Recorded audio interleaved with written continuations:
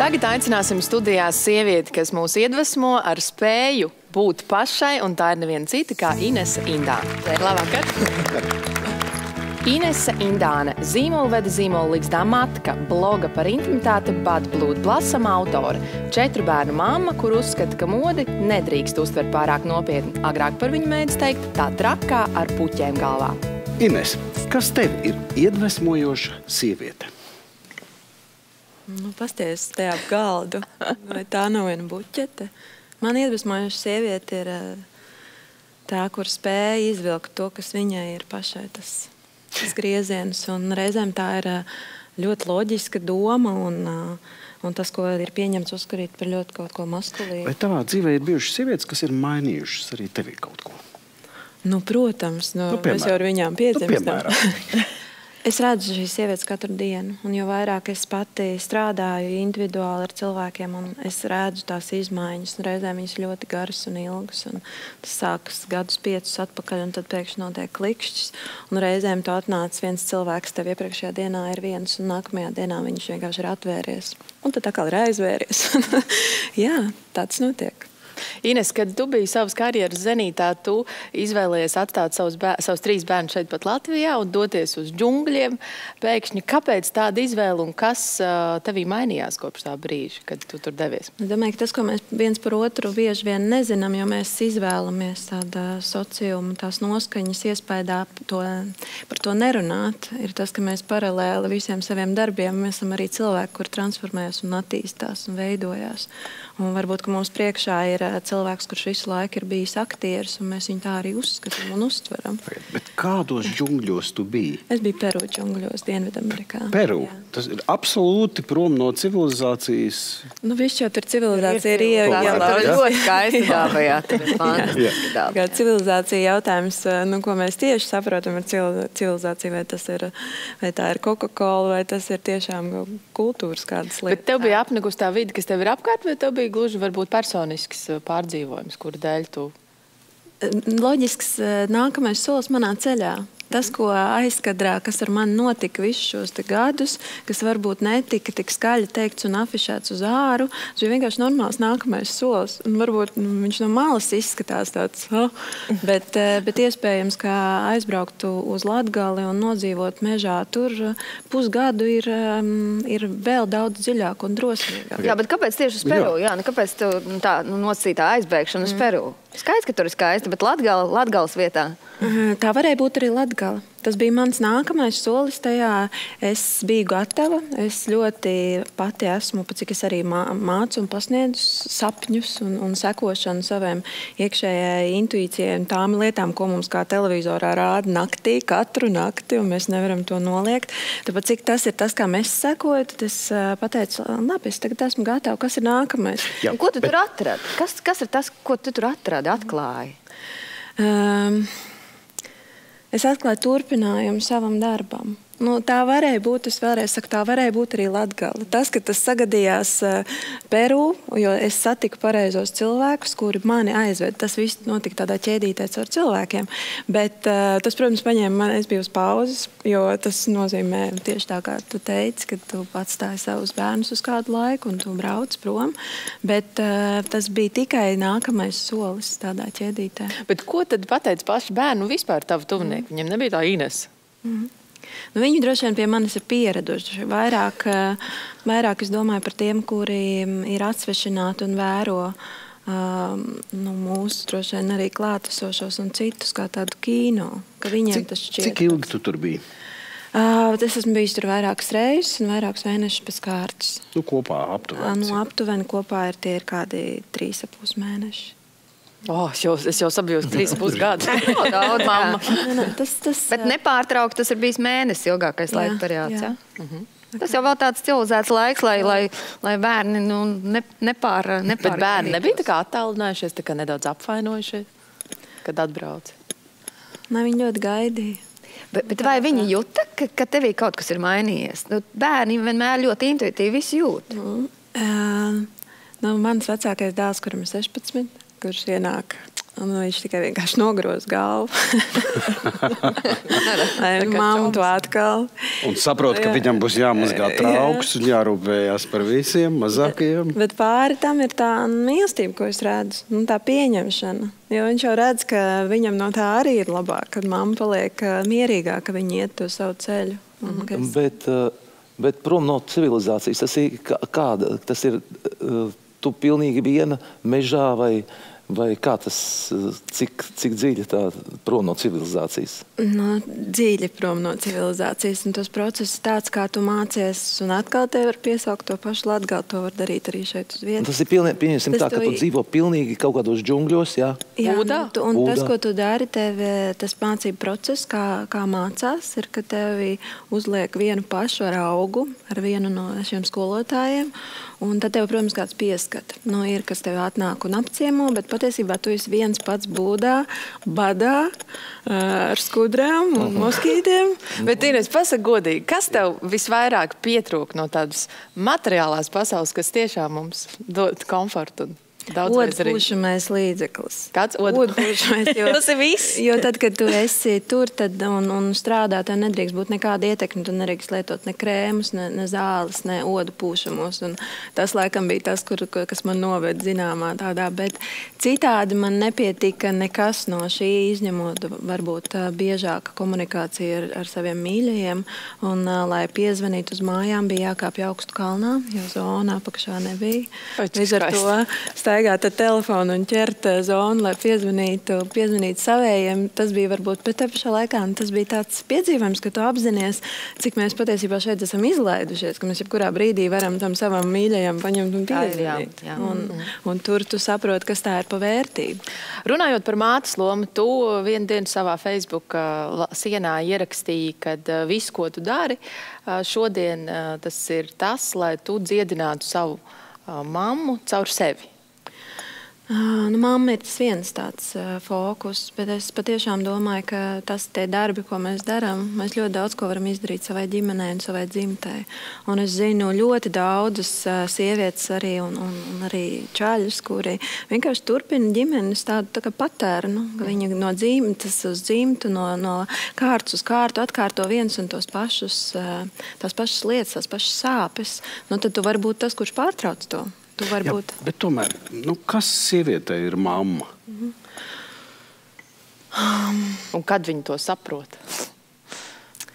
Mamma patiesībā ir tā vistuvākais, tas sievišķības, viņas skola vistuvākā. Un lai kāda tā mamma arī nebūtu, tu vari redzēt tās sievišķības dažādos aspektus. Gan arī tas, cik viņa var būt destruktīva, piemēram, gan arī tas, cik viņa var būt šausmīgi skaista, gan arī tas, kā viņa izturās pret to tēti vai vīru vai kā. Nu, tas ir tas spogulis, ko tu pēc tam, tu skaties izaudz lielu un tu skaties tajā spogulī, tu ieskatīsies bišķiņ ciešāk, tu redzēsi, ka tu atmet galvu tā kā mamma, ka tev doma noiet tā kā mammai. Un, lai cik mums nebūtu arī pretīgas, dažreiz sanāk tā, ka ir attiecības ar mammām, mēs tomēr esam to sievišķību uzsūkuši, un viņas ir bijusi pirmā bilde, ko mēs esam redzējuši.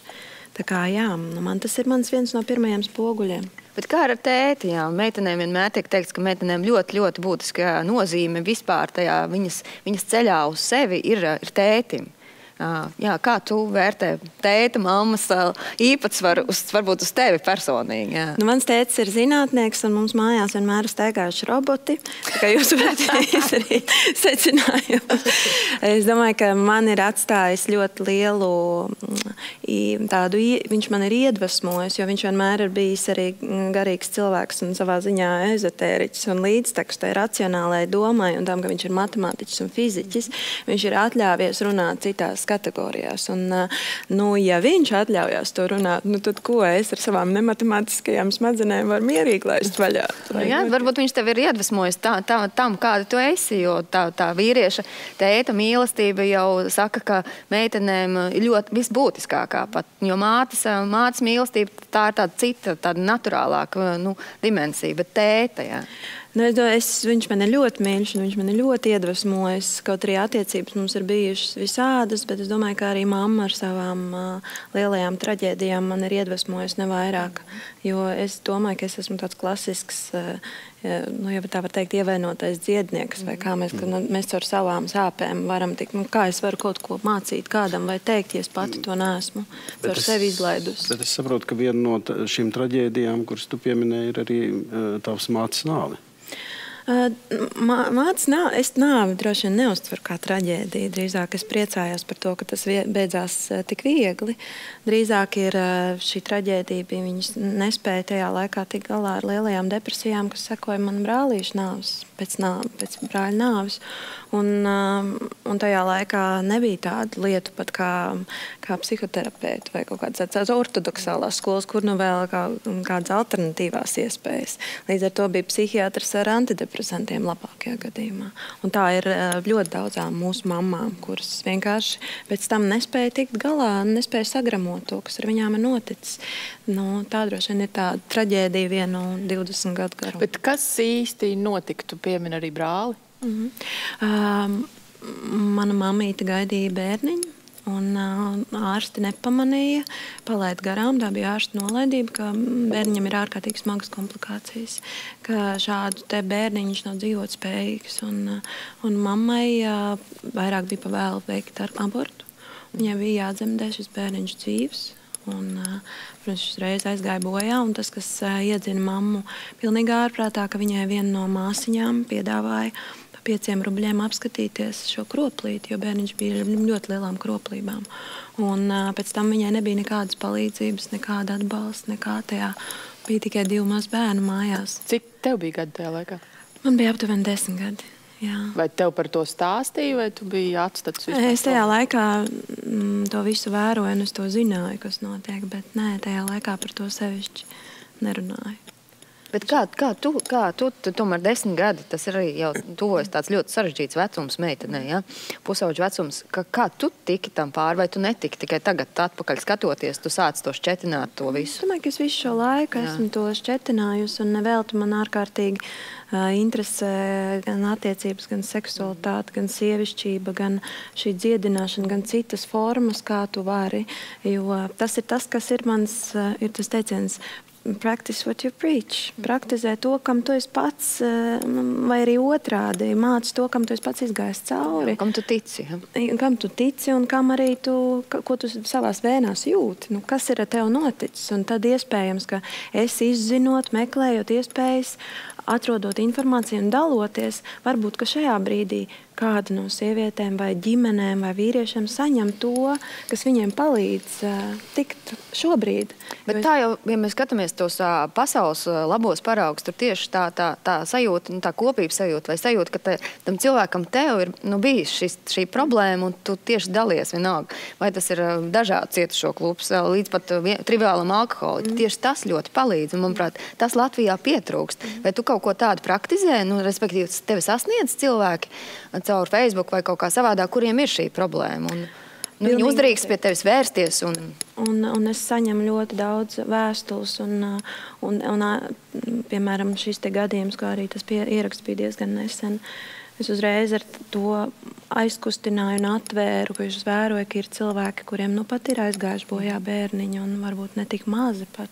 Un ka šī doma par to, ka ir vajadzīgi gan sēru rituāli, gan atvadīšanās, gan arī nedzimušajiem bērniņiem ir vajadzīgas piemiņas vietas vai kas. Uzreiz cilvēkus tas atver vaļā un viņi meklē, viņi sāk veidot kopienas. Un šorīt pats saņēmu vienu vēstuli no sievietes, kurai ir dvīnītes, pat mirušas grūtniecības laikā. Viņi meklē veidus, ja es varu saslēgt kopā. Jā, man teiks pieņemt arī tas, ka skumjas, tas ir normāls process tajā brīdī, ka kāds aiziet un tad ar tā skumjas kaut kā moderēt, monitorēt, lai viņas kaut kad beigtos. Manuprāt, tas ir ļoti būtiski un var redzēt, ka Latvijā mums tas iztrūkst. Jā, mēs vispār tā lieta, kas ar emocijām ir, viss, un to ir grūtāk saprast arī ar prieku, ar bēdām viena lieta. Tur vēl mēs esam gatavi laist, lai iet, bet arī prieku izlaid cauri un viņš aiziet. Bēdas izlaid, bet mēs pret visu, gan pret prieku, gan pret bēdām. Un tad mēs arī staigājām robotiņā. Tā tas arī notiek. Bet kā ir, kad sieviete krīt un atkal ceļās, vai tas ir tiešām ielikts katrā no mums gēnā, jo tiešām mēs tik daudz ko paciešam un ejam uz priekšu, un reizēm liekas, ka nav iespējams to sievieti salauzt, kas ir pretēji vīriešiem atkal. Domāju, ka ar vīriešiem arī viss ir kārtībā. Droši vien, ka tā jaunā lieta, kas sāk parādīties atkal, jo tas ir bijis tā pirms 100 gadiem, un tad vienas tehnoloģija revolūcijas laikā pazudis, ka tās sāpes, kas ar tevi notiek, ka tā ir tava skola. Un ja tu to tā uztver, un ja tu no tā izvelc ārā un uzziedi no tā un saproti patiesībā, cik liela vērtība ir kaut kādām lietām, kas tev ir blakus, vai ka tu esi visu laiku, piemēram, šļūcis, un tās traģēdijas ir tevi arvien vairāk situšas, lai tu atmostos. Un tu, acīm redzot, esi diezgan gulējis kādu laiku, vai arī tie apstākļi ļoti dažādi. Ja tu to uztver, kā tas tevi ceļ, tad tas ir skaisti. Jā, bet man liekas, tas sievietē jau tas ir ielikts, tas ir iekodēts sievietē, ka sieviete ir tā, kas laiž pasaulē bērnu, un ļoti dabiski, ka mēs esam tās, kurām ir jārisina visādas komplicētas situācijas. Vīrietim ir cits kods pamatā. Bet arī šis stāsts, ko Ines min par savu mammu, tādi ir pa pilnam. Katra dzīvē ir šī traģika, ko viņš nes. Bet tas ir normāli. Manuprāt, tā dzīve jau mums nesastāv tikai tā caur ēršķiem uz rozēm un tad vēl un vēl, ka celties un krist, jo nebūs tā, ka, ja mēs kādam kaut ko noliekam uz paplātes, tad tas nozīmē, ka mums arī tas kādam ir jāizdara. Tā kā dots pret dotu, ja? Tu nevari tikai baudīt, tev ir kaut kas jādara, lai tu pēc tam baudītu, un tas ir jāsaprot. Un tas visticamāk ir tas, ko visiem ļoti labi, ka ir dažādi stāsti, un godīgi jāstāst, es jūtos slikti, es jūtos labi, ja? Tad mēs parādām, ka tā dzīve sastāv no dažādībām, un arī bērniem, ja? Un arī jaunietēm. Kad ja tā jaunieta var sevi skaistu atrast, viņa tādu to labo, ko viņi māk rēķināt, dejot vai dziedāt, un kad tas tiek atbalstīts, tad jau mums nebūs tik slimu, tādā ziņā psiholoģiski kroplu to cilvēku. Jā. Bet runājot par profesionālo darbību, tu esi radījusi zīmolu matka. Kas daudzās valodās nozīmē kaut ko līdzīgu vārdam mamma, bet arī nozīmē vārdu dzemdi. Kāpēc tieši šāds zīmola nosaukums? Reizēm tie vārdi vienkārši atnāk, un tev nav varianti. Tā vienkārši bija, un tas šķita piemērots, jo arī man sākumā daži sevišķi krievalodīgie klienti teica, kāpēc es lamājos. Un es teicu, tā ir vieta, kur dzimst dzīvība, kur veidojas un top kaut kas ļoti vārgs un te pašā laikā stiprs. Kā tā var būt, kāds var būt kaut kas rupšs? Tas ir kaut kas skaists. Tu zini, es tagad tevi klausos, man rodas tāds jautājums, tu neesi feministe? Neesi kādā pulciņā? Es tieši... Viņa tiek tā uztvērta. Tieši tas, ko jūs paši pamanījāt, kas notika pirms maža brīža, es mēģināju pateikt kādu vārdu par vīriešiem, un jūs man apklusinājāt. Tā, pagāj. Tur mums ceļš viens priekš. Vai vīrieši jūt arī sāpes? Bija tāds jautājums. Gunti. Jā, mēs to kaut kā ātri aizvirzījām. Tas ir jautājums par to, kā jūs paši kādā rāmītī man ieliekat, jo es šobrīd ārkārtīgi vēlos domāt par to, kā, teiksim, vīrietim ir klāts stāvēt sievietes sāpēs, kā viņam pašam ir šīm lietām iet cauri, cik mūsu vīrieši vispār ir iniciēti šajās lietās. Tas man šobrīd interesē daudz vairāk par to tēmu, par ko mēs tagad runājam. Kur mums ceļš?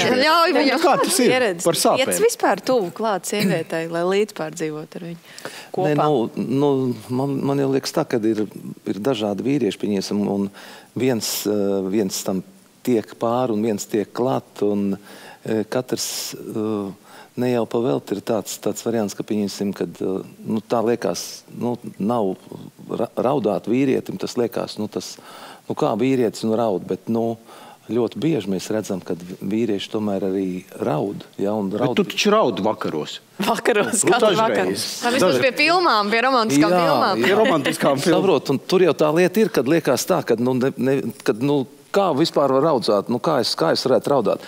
Bet ir tādas lietas, pa ko pieņemsim, varbūt es ne tā raudu, bet kaut kas manī notiekās iekšā, ja skatoties kaut kādas filmas vai kaut kādas attiecīgas momentus vai kaut kas, vai vienalga kaut kur pie tādiem bieži tādi pie kaut kādiem izteikumiem, pat iet kaut kāda diskusija un kaut kas tur tāds notiek, un tu jūti, ka tie vārdi kaut kādi pāris, kas tiek pateikt, jāsaņem sev tā,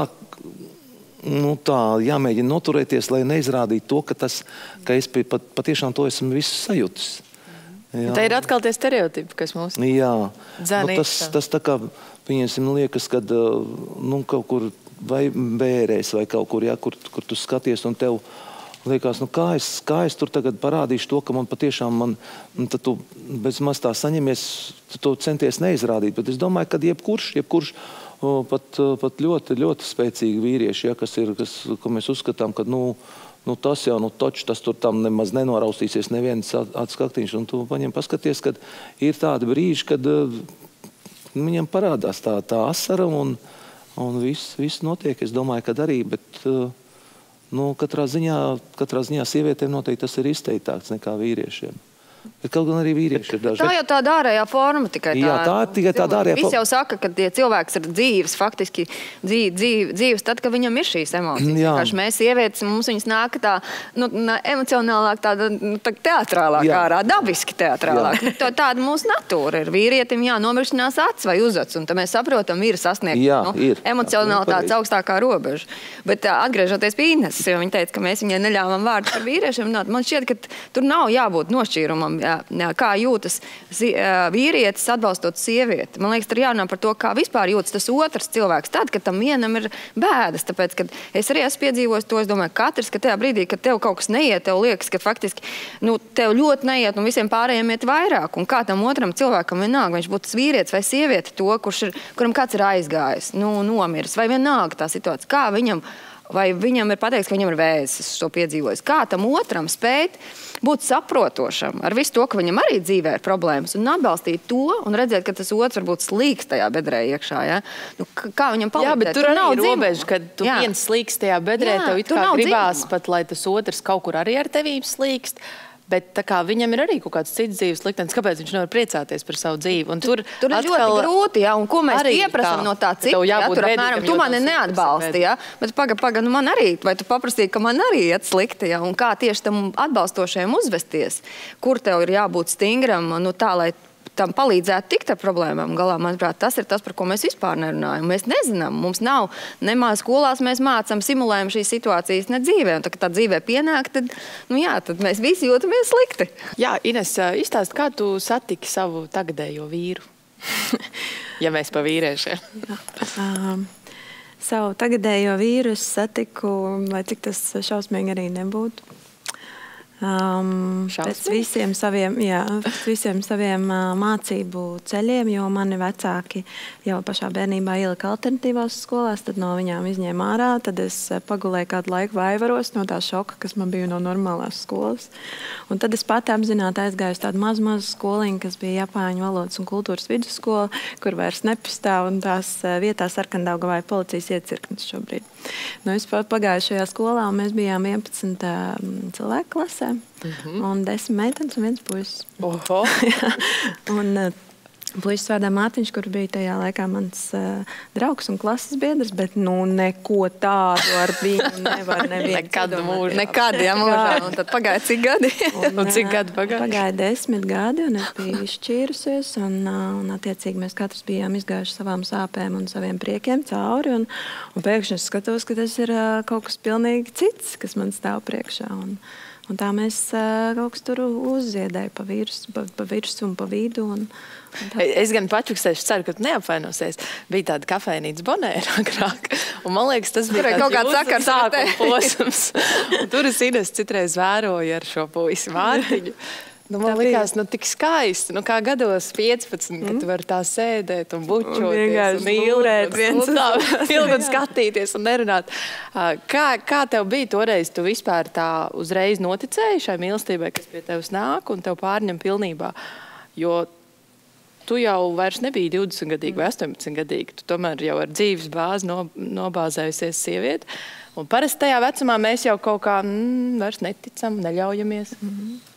Es domāju, ka mīlestībai, lai cik tas dīvaini arī nebūtu, viņa nevar noticēt līdz galam nekad.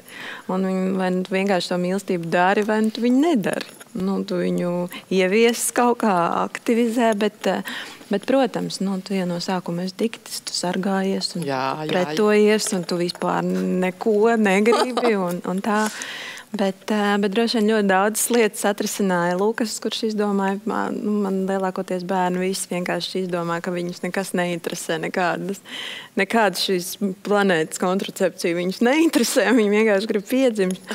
Un Lukas tieši tāpat. Lukas vienkārši izdomāja, un viņš ir kā tāds elements, kas ļoti daudzas lietas, tad, kad tu mēģini iepērties tajos savos prāta konstrukcijās, kā nu tu tagad vai tā ir mīlestība, vai tā nav mīlestība.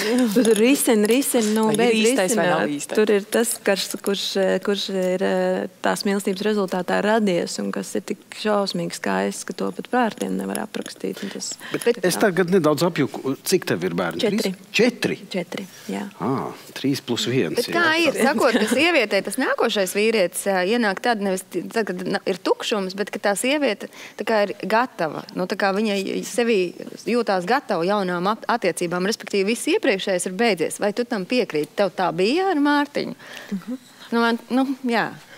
Man vienmēr bijis tā, ka par to gatavību runājot, ka no vienas puses tas ir vislielākais tāds padošanās, ka tu vairāk neko īsti nemeklē, ka tu vienkārši saki, labi, lai tagad notiek kā ir, bet tas vienmēr ir bijis saistīts ar manu dzīves tādu uzdevumu, ar manām lietām, ko es daru arī savā darbā. Tikko kā es pieņemu kaut kādas lēmumus vai izšķiršanās par labu tam, man atrisinās arī pārējās lietas. Nu, tad es vienkārši uzliku, ka labi, tagad dariet, ņemiet ar mani, ko gribu, tad arī notiek. Parasti jau tā saka arī tajās ģimenēs, kur sieviete nevar palikt stāvoklī, viņa risina un tad izmēģinās visu, un tad saka, viss, ja, atlaižu. Un tieši tā, kad atlaiž, ja? Bet tur ir ļoti svarīgs moments. Tu nevari vienkārši bez tās cīņas vienkārši atlaist. Cīņa nav uzvārds, tā sakot, ne? Jā. Tā kā tev no sākuma ir viss tā jāatzeme, un tad tu atlaidi. Es esmu redzējis tos, kas vienkārši atlaiž. Tad tev neatalgo, ja? Pastāsti lūdzu, kā būt 4 bērnu mammai? Forši, tev ir 4 cilvēki, tu pats sev saradi 4 cilvēkus, un ko sarunāties. Tava kompānija. Miesas un asiņas. Un man ļoti, jo lielāk viņi aug, jo man vairāk. Cik ir mazākajam? Mazākajam ir 3,5, un vecākais ir 16 un jau plāno savu bēgšanu. un viņiem ir 12. Tā ir fantastiska sajūta, ka tevi savēja apkārt. Es viņus tā vienmēr esmu arī uztvērus, ka mēs esam tāda blice kopā. Jā. Bet vēl viena no tavām darbošanas veidojiem ir arī blogs. Jā. Kāds mums tur bija grēdi? Tu nevar izrunāt. Bad, blūm, blasam. Ja es varētu, tad es ko tas nozīmē? Man ir dažas krievu klientas, kas ir ļoti pareizi. Es jums aizkadrā, es nevaru runāt. Es īsti pateikšu, kā viņš sauc šo blogu. Nu labi. Bet, šis nosaukums ir plaukt, ziedēt, uzziedēt. Labi, bet bloga pēdējais ieraksts ir ar nosaukumu Vagīnas meditācija. Tieši tā. Jā, un tu raksti. Man vienalga, ko tu iesākumā par to teiksi, izrunājies, pasaki visu, izsmejies, izņirgājies, nošausminies, izlaid visu ārā, lai tavs civilizētais prāts izsakās, cik gudri nicinoši vien iespējams, nosauc to visu par patoloģiju, pretīgumu, da vienalga izrunā ārā, lai ir miers. Mans blogs lielākoties ir tas, ko tu minēji pirms tam par to feminismu. Es domāju, ka tas ir viens liels pārpratums, kas patiesībā notiek, ka tas ir viens mēģinājums bijis sievietēm celties un kaut kādā veidā sev nostādīt uz kājām. Un tas, kas ir sācies labi, tas ir aizgājis kā ar daudzām labām lietām, viņš ir aizgājis nepareizā grāvī arī. Es domāju, ka tas stāsts mūsdienās ir par to, ka šīs te racionālais prāts un tikai dzīvošana smadzenēs un pat, ja dzīvošana arī tikai garā, ir novedis mūs tur, kur mēs tagad esam. Un būsim atklāti, mēs esam šajā planētā, tajā visā, ko mēs esam sadarījuši diezgan lielās ziepēs. Un tā ir tā, manā skatījumā, tā ir atšķeltība no miesas, ka tas viss netiek likts kopā, ka ir gan miesa, gan gars, gan... Jā, bet tu to dari diezgan tādām provocējošām metodēm. Gan vārdiem, kurus tu lieto, gan arī izskats tavs ir pietiekoši, tāds uzmanību piesaistošs. Jo es uzskatu, ka nevar runāt abstrakt. Ir jāmēģina runāt par to, kas tev pieder. Un ja tu mēģini runāt abstrakt par māti zemi un par to, ka šai planētai sāp un viss izmirst, un mums vairāk nav kontakta, tad vislabākais piemērs ir caur tādu pašu ķermeni. Cik tu esi vispār kontaktā un spēj izrunāt tās lietas un vietas, kas tev ir pašam. Tā, tad es gribu jautāt Guntim, tev ir kāda dziesma par tavu pašu ķermeni? Vai kādu ķermeņa daļu? Nē, nav laikam. Nē. Ir daudz dziesmas par visu kaut ko, bet ne par sevi. Bet ne par sevi. Varbūt neapgūts lauciņš. Jā, varbūt, jo kaut kā man pat pilnīgi bail par sevi kaut ko. Ka es kaut ko tādu... Es pat vispār nevaru iedot. Taisnība sakot, dziesma man noteikti būtu, bet neviens vēl nav uzrakstījis tādu tekstu. Mēs varam sadarboties. Jā. Tā, Gunti, tad es saprotu, ka mēs gaidām jaunu dziesmu. Es nezinu, vai viņi būs par vagīnu vai kādu citu ķermeņa daļu, varbūt vīrišķīgāku, bet, manuprāt, pilnīgi neapgūts lauciņš tev. Jā, mēs sēdējām un es par to tieši arī tā padomāju, jo lieta ir tāda, kad viena lieta, kad mēs runājam, tā kā tu teici, par ko mēs runāsim, par vagīnām un par citām vietām, bet kad es viņu pasniedzu no skatuves, ja, ir daži tādi teksti, kur iekšā kaut kas tāds ir, ja, pieņemsim daži vārdi. Un tas cilvēks vienkārši klausoties to dziesmu, ja, un pēkšņi, pieņemsim, viņš sēž tā vienkārši skatās tā, un pēkšņi kā viņš izdzird vienu vārdu. Kas tur bija? Ko viņš nodziedāja? Kas tas bija pa vārdu? Patiešām, uzreiz cilvēkam tā, ja viņš nav sagatavots tam, ja jau tāda ievirza nav dota, ka pa to tiks dziedāts vai tā. Dabiski, ja tas būs dziesmas nosaukums vagīnas monologs, tad ir skaidrs, pa ko būs runa. Tur nevarēs būt, pieņemsim, par Miki Maušiem un par zaķiem. Ja? Kas zina tiešām pareizi. Jā, tad ir skaidrs, par ko, bet viņš būs vienalga sagatavots. Tad tur būs noteikti, tās lietas būs saistībā ar tiem pašiem Miki Maušiem. Ja? Par Miki Maušu vagīnām vai kaut kas tāds būs. Bet viņam, tam cilvēkam ir jābūt mazlietiņi gatavam, jo viena... Tad ir jābūt, es domāju, ka viņa nevar būt kā atsevišķa tāda viena dziesma. Viņam jābūt ir kaut kādam veselam ciklam par tādu. Ja? Kad cilvēks viņš ir uz to sagatavots, viņš ir atnācis uz to, jo izmest viņu, mums ir ļoti pareizi saka, ka mums cilvēki par tādām lietām parasti nerunā. Un ļoti, ļoti grūti ir viņam likt klausīties to no skatuves. Ja, un pie kā viņi nav pieraduši. Pie kā viņi nav pieraduši, jā. Es tāpēc gribu pajautāt Inesei, kā tev šķiet, vai Latvijas sievietes baidās no savas intimitātes un arī seksualitātes? Kā mums iet ar to? Gribētu teikt, ka Latvijas cilvēki ļoti patiesībā ir ļoti ilgojas pēc tādas... sasaistus un tas, ka tas paliek normalizējās, ka vairāk nav tā ņemšanās, kas tagad, piemēram, ar sievišķību notiek. Tā ņemšanās man no viņas slikti, jo tas viss ir pa virsu, kā uzplaucē sevī sievišķību, atver tur to. Es uzskatu, tas vispār nav stāsts par to, tas stāsts par to, ka lietas ir tādas, kādas ir, ķermeņi ir tādi, kādi ir, attiecības ir, mīlēšanās ir, iedodam tam visam brīvību, lai viņš var būt. Un tas ir gan sievietē, gan vīrietiem. Un līdz ar to viss, ko es mēģinu runāt, lai tas vienā brīdī būs tas klikšķis, un ir jau vairāk tādu klikšķi, ko es esmu novērojis, ka viņš ieietās, viņš vienkārši atbrīvo, un viņš ir, un viņš tur pastāv. Tas nekādā veidā, es arī esmu pilnīgi pārliecināta nojaušu, un arī zinu savus gan iesaukus par to, ka man sauc gan par vagīnu, gan par dzemdi, gan visu šīs lietas, lai tas tā notiek. Ja tas pēc tam normalizē to, ka mēs viens otram varam normāli izrunāt tās vietas, ar kurām mēs staigājam katru dienu apkārt, un ja mēs spējam no tā izkāpt, lai iet, man tas... lai notiek. Nu jā, bet tā, manuprāt, ir tāda padomu laika blakne. Mēs jau tomēr esam paudzi, vismaz es esmu tā paudzi un vēl daži šeit klātesošie, kuri ir tajā padomu laika auguši, kad tā intimitāte uz āru netika rādīta. Un es arī redzu pēc modes skatēm. Mums te nesen bija Latvijas modes nedēļā apakšveļas skati. Pirmām kārtām salīdzinoši mazāk cilvēki nāca, un tas iemesls jau bija kaut kāds tāds netverams iemesls, ka tu nevari, tas cilvēks nespēja noformulēt attiecības, vai viņš var, ko nāks uz to apakšveļu, kas tagad, ko par mani padomās, un es es vēl sēdiešu smaidīšu, ka tās meitenes ies un meitenes smukas. Nu jā, tā kā mums ir grūtības ar šo visu jautājumu. No otras puses, sakāli, mēs esam vienkārši mazliet vēl traumētāki, bet visā pasaulē jau tas notiek, un tās tendences ir vienādas. Un kas notiek otrā galā, ir pilnīga atkailināšanās un pilnīgs seksa pārslavinājums, kas atkal ir tas otrs grāvis. Un šajā gadījumā man, piemēram, ir pieredze, ka es ar manu melno lakatu, kas mans ir antropoloģiskais mans pētījums, ka nedod Dievs sievieti mūsdienās atļausies uzvilkt kaut ko garāku, nekā ir pieņemts, vai aplikt kaut ko, kas viņu aizsēdz, vai kā. Viņi dabūs tieši tikpat daudz, cik viņi dabūna par to, ja viņi atklāti saka un izrunā vagīna vai pēnis. Viņi dabūna tieši tādu pašu, ja ne vēl trakāku sodu no sabiedrības. Tā kā mēs vienkārši esam pilnīgi cieti pret jebkādām brīvības izpausmēm. Un seksualitāte ir vienkārši viskaļākā vieta, ko to var ieraudzīt.